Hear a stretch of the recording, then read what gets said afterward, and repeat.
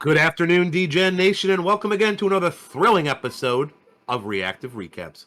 I am your humble and meager host, Rancid R2, and sitting alongside me at the desk, as always, is Yellowbird himself from Trading from the High Discord. How you doing, brother? Good, bud. How you doing? How's your Thanksgiving? It was good. It was good. Plenty of food, a couple of Irish car bombs, some great football over the weekend, and it was a solid weekend all around. I hope you took your own advice you gave to the rest of the group and didn't trade after Wednesday or even Tuesday. Yeah, I made a couple of trades, just flip trades. It was a stop loss and a take profit of 1 point on every day, but that was the only trades that I made. Flipping micros. Makes sense. It's trading day. Yeah. I am excited to be back at it, though. So am I. Definitely. I am kind of optimistic that the price action is going to improve, and it wasn't like it was the week before Thanksgiving or during Thanksgiving week. And we see some decent price action for my system at least, and get some good trades in. Let's go. I mean, we are on a non-stop bullish moves over the last month. It's literally buy and just walk away kind of market. It's crazy. Yeah, it is. And it's been really nice on the swing accounts. I've got a swing long on NQ, and then I have also to go into the other commodities. I am currently long gold, short livestock, and short corn. Okay, we'll have to discuss commodities trading another day. That's wild. That you trade corn. That's crazy. But I guess once you're a master of NQ like yourself, you can branch off to other different instruments.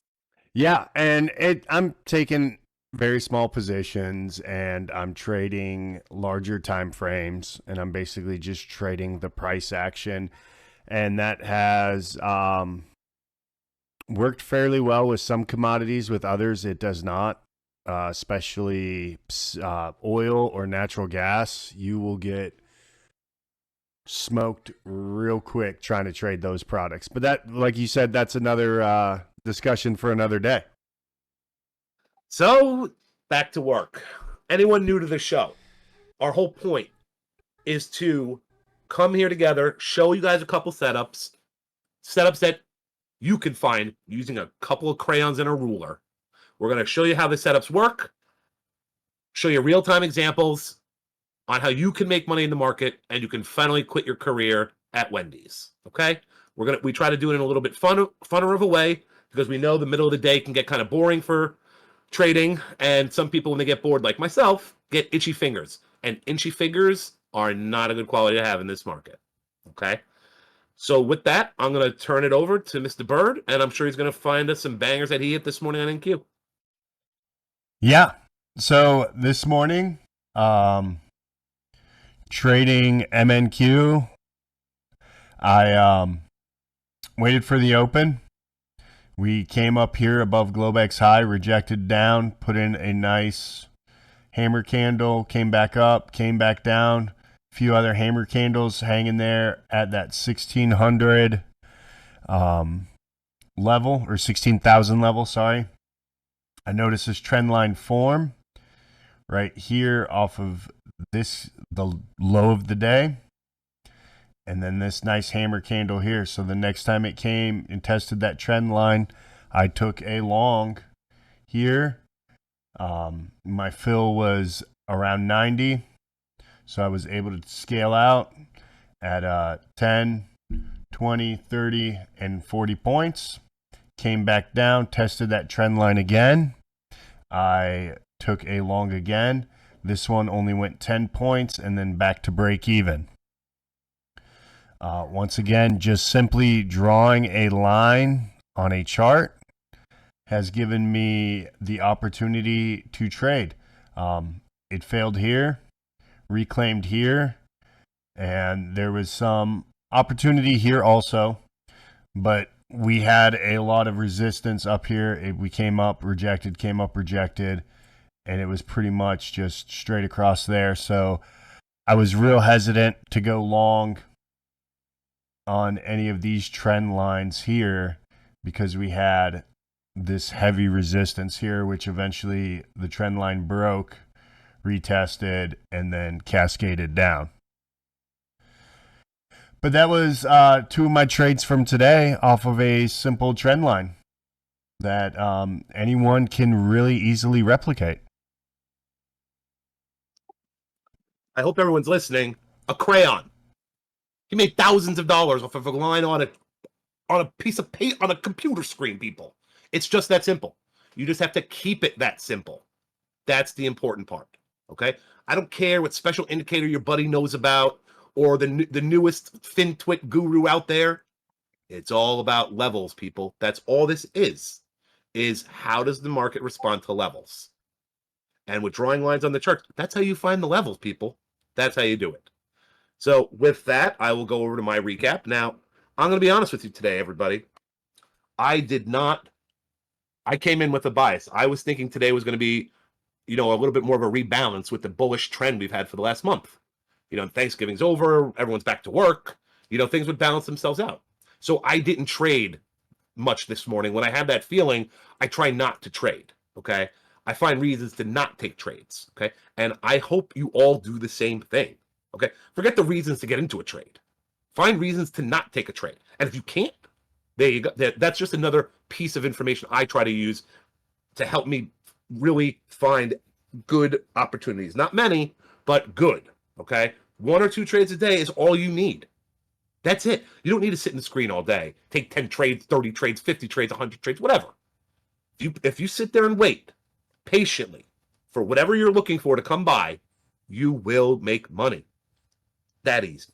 All right. So looking at the recap from today, I was nervous trading this morning. You saw that giant bullish candle and then a major dump. Okay. Bounce off.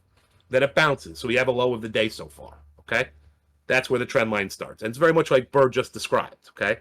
But, I didn't draw that trend line as steep as he did because I wasn't really feeling the price action, if I'm being honest. I didn't like it. I thought it was very wicky and kind of a lot of back and forth with nothing really I liked. All right. So I waited patiently. So I didn't take anything over here like Bird did. He's a better trader than me. I'm still learning like all of you. Okay. I didn't take this one here. I didn't like it. Okay. I didn't like this one either. Could have taken it.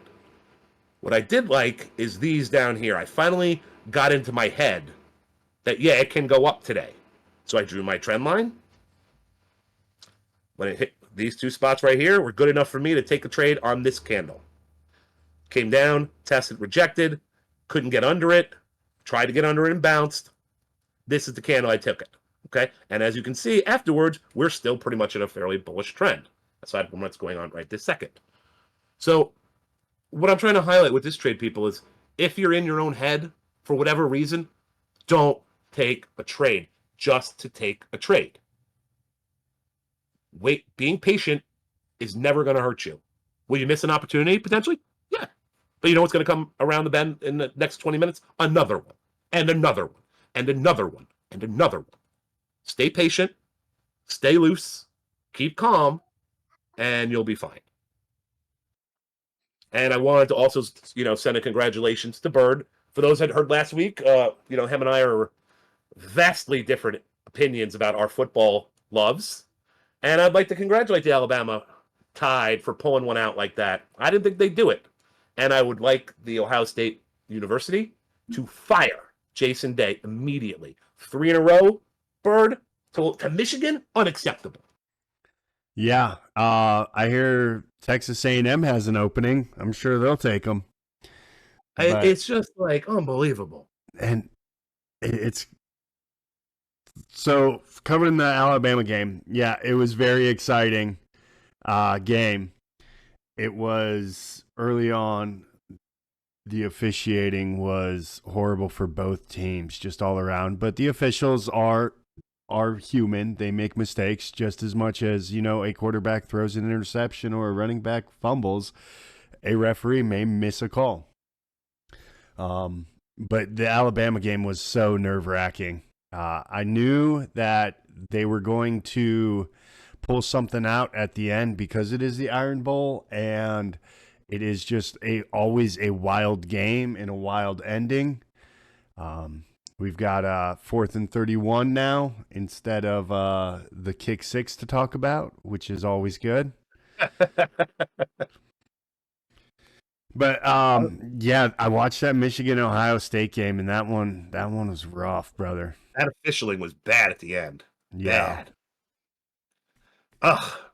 I thought we were gonna pull it out. Like I also had a birthday. It's my daughter's birthday today, so I had family over to watch the game while I'm cooking everything, and it was a difficult thing to watch. But at least my alma mater, Miami, Ohio, beat out Ball State 17-15. So I got that at least. I saw that score, and as soon as I saw it, I thought of you. I was like, well, he's got that going for him. Yep. It's a little. All right, so let me just tell you something. Give everyone a piece of advice at Thanksgiving. Okay.